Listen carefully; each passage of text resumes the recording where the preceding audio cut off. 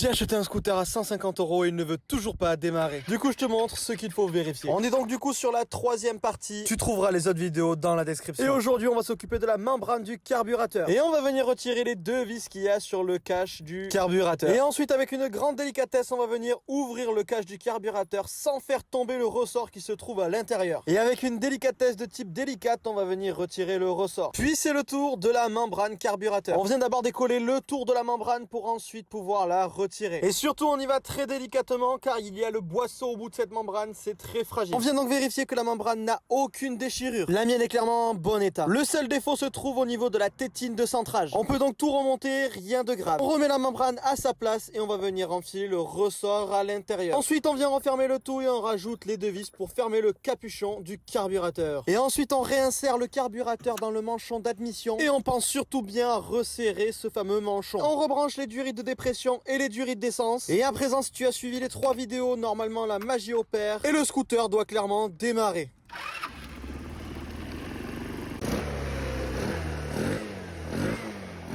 N'oublie pas l'espace commentaire si tu as besoin de voir quelque chose en particulier. Et surtout pour plus de vidéos, like et abonne-toi.